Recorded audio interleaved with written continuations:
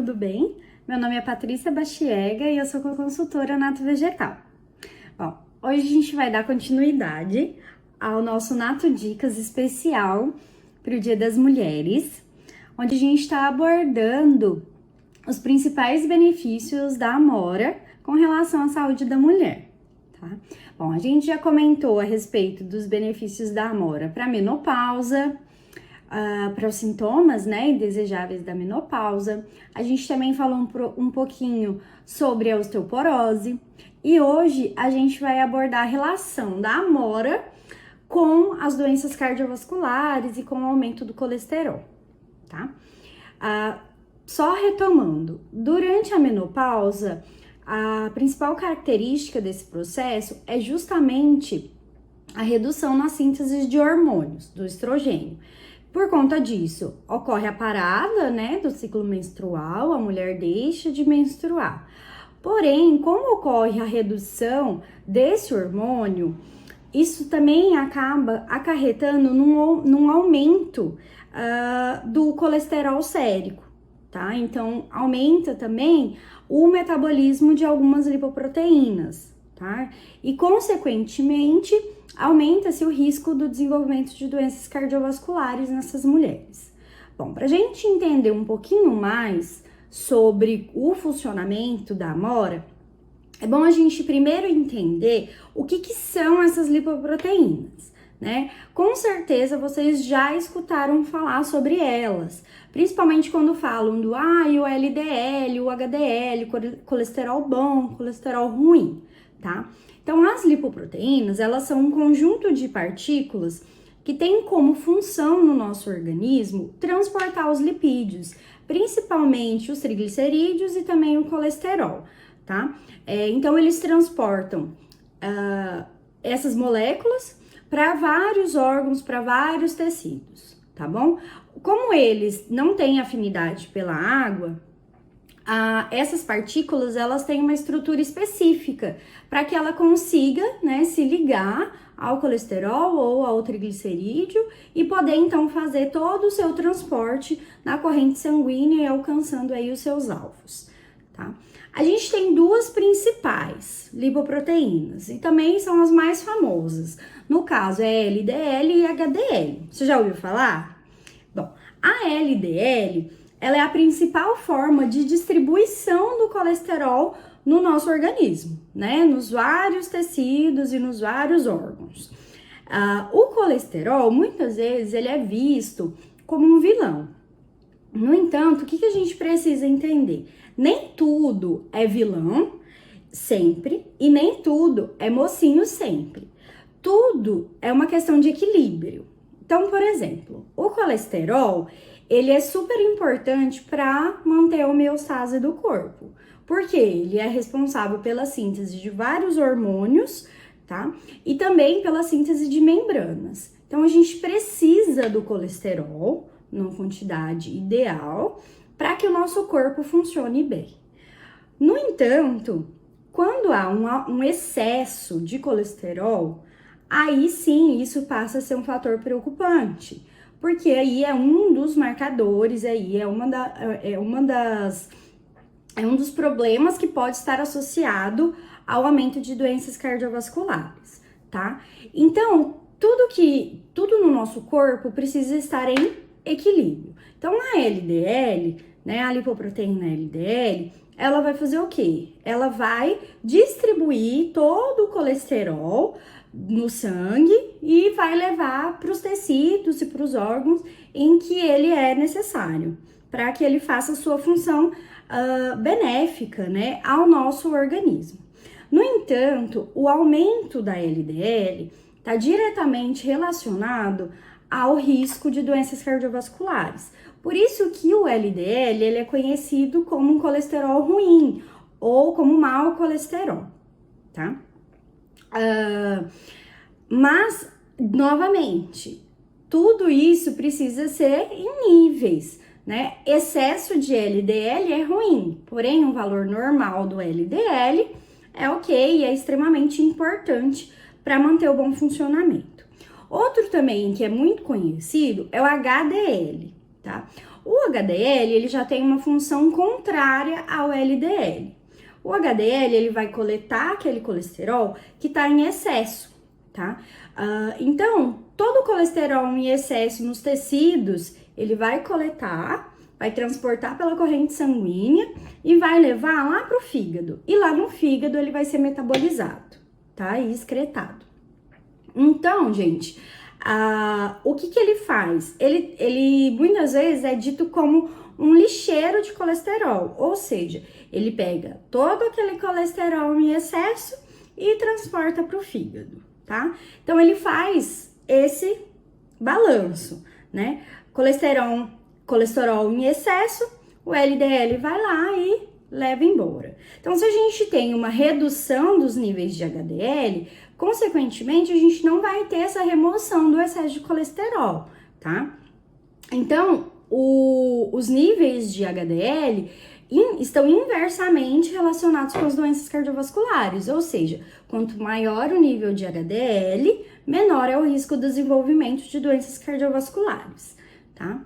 Porém, como eu disse, tudo é questão de equilíbrio. O excesso de HDL também não é benéfico à saúde. Vários estudos já mostram que o excesso dele está vinculado à formação de pedras na vesícula, tá? Então, tudo deve funcionar bem, para que a gente consiga ter essa homeostase da quantidade, né, dos níveis de colesterol no nosso organismo, tá bom?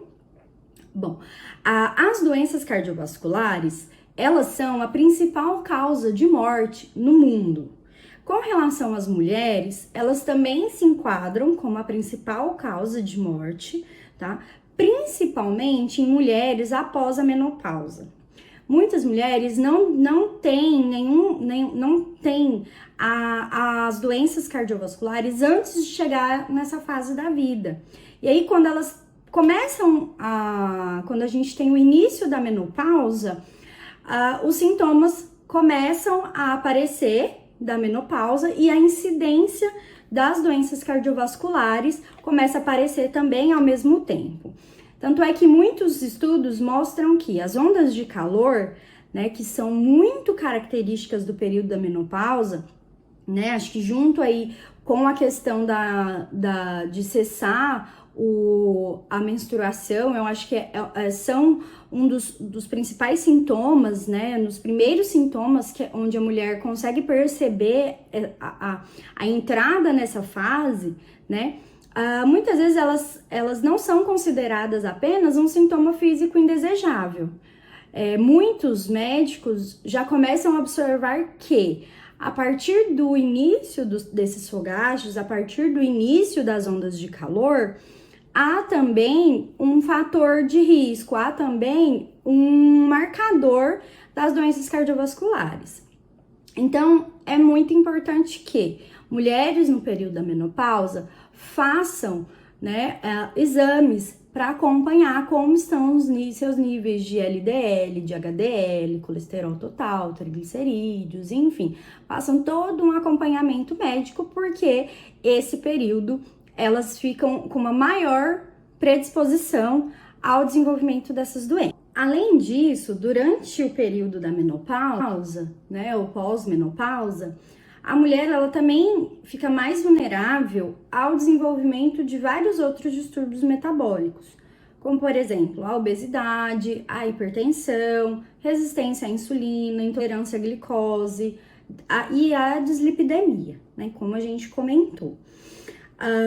Vários estudos já demonstraram que o uso da amora foi muito eficiente para auxiliar na redução do risco do desenvolvimento dessas doenças. Isso por quê? Porque a amora, ela conseguiu reduzir níveis de colesterol, ela também conseguiu reduzir os níveis de LDL e, em contrapartida, aumentou os níveis de HDL, né? Então, auxiliando, né, o corpo naquele balanço ótimo, né? Entre lipoproteínas e entre os níveis de colesterol no sangue. Então, os estudos apontaram que ela tem uma ação hipocolesterolêmica, tá? E sendo uma fonte, então, natural, tá? Podendo ser usada, né, como uma fonte natural aí de compostos com esse efeito. Além disso, os extratos de amora, eles também conseguiram reduzir o açúcar no sangue em jejum. Então, ele também pode ser um ótimo aliado no controle da glicemia, tá? Que também muitas vezes fica a mulher na menopausa também fica com uma predisposição maior, né? Podendo levar aí ao desenvolvimento de uma diabetes, por exemplo. Tá? Além disso, os extratos da amora também conseguiram modular vários outros parâmetros, inclusive diminuindo o tamanho das células de adipócitos e diminuindo também o índice de adiposidade. Então, conseguiram, né, melhorar todo esse perfil. E também ele foi um dos... quando comparado a outros compostos, ele apresentou até um desempenho, a amora apresentou um desempenho até melhor do que outros, como por exemplo a isoflavona, que é da soja, que também é muito comum, né, o consumo da soja em mulheres na menopausa, ou também alguns outros compostos que são usados, né, para o controle da glicemia, tá? Segundo esses trabalhos, a amora, como a gente já disse, ela é rica em vários compostos, tá? Nunca é um único composto específico que vai ter toda a ação benéfica para o organismo, tá? É o sinergismo entre vários compostos, né? No caso da amora, os principais compostos são os antioxidantes, tá? Que são os flavonoides.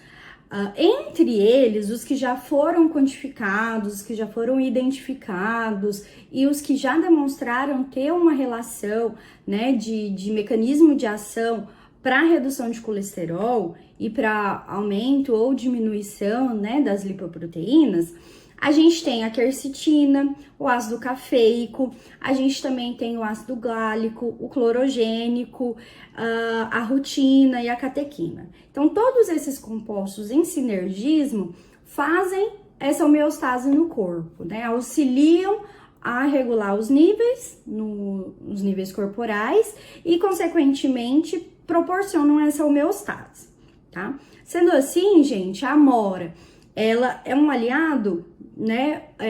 Nesse caso aqui, a gente ressaltando para mulheres na menopausa ou pós-menopausa, né? Uma vez que vai atuar nesse fator de risco, que é um dos principais também durante esse período da vida da mulher, tá ok?